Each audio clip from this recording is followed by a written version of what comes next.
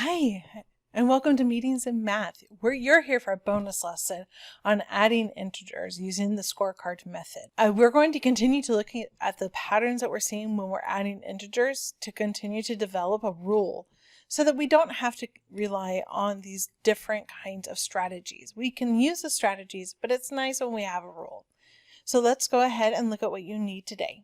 You need something to write with, a pen or a pencil. Your Jaguar Jots on page 10. It does not look like a normal note-taking sheet with an essential question. And your problem-solving skills as always. So let's go ahead and get started on this. So here's our example that we're going to be using. It's called a scorecard. So if you think about just keeping score, we have a positive team and a negative team, and we want to know who wins at the end of the game.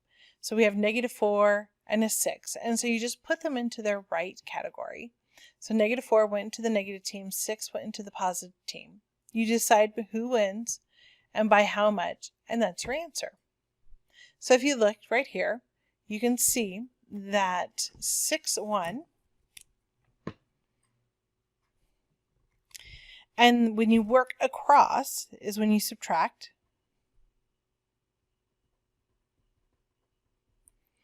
So you went 6 minus 4 is equal to 2. And since it's the positive team that won, 2 is your answer. So let's look at the next one. 12 and -21. You put them in their right places, and you can see who won. Well, they are more negatives than there are positives. So -1.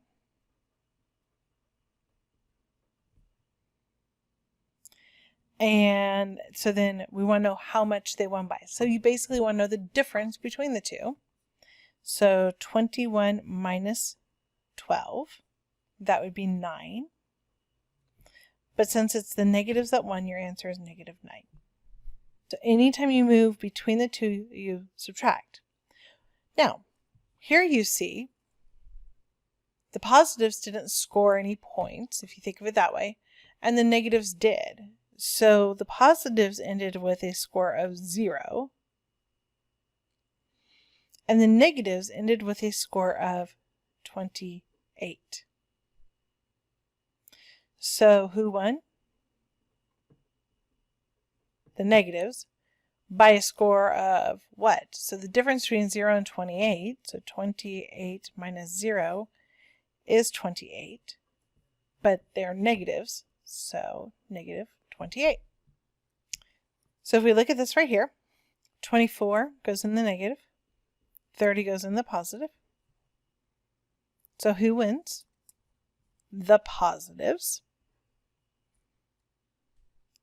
By how much? So we're going to subtract. So I do 30 minus 24, which is 6. And the positives won, so my answer is +6. The next one, set it up.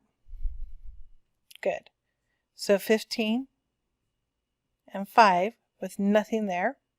So moving down, we end up with 20 and 0. The negatives 1. So 20 minus 0 is 20, but the negatives 1, so my answer is -20.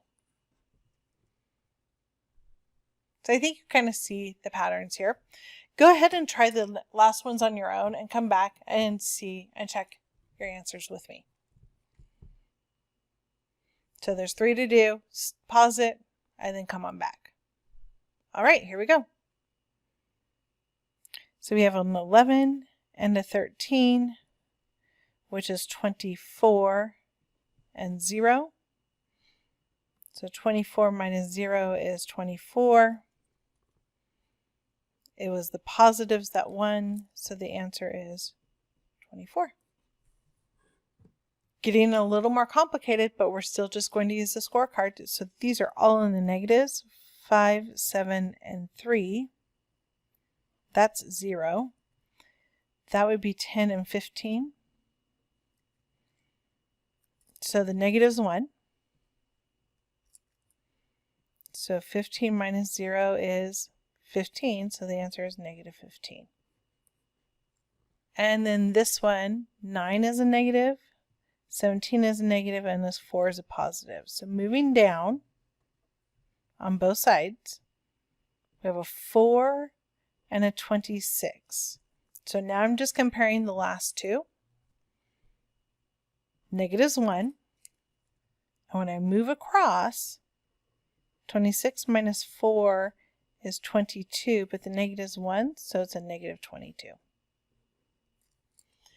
So there you have it. This is scorecards. Scorecards are nice because it gives you a way to look at positives and negatives very quickly. And if you start getting confused, it's a nice technique that doesn't take up a whole lot of space. You now have 3 ways to look at positives and negative integers. With adding, you have scorecards, you have number lines, and you have counters.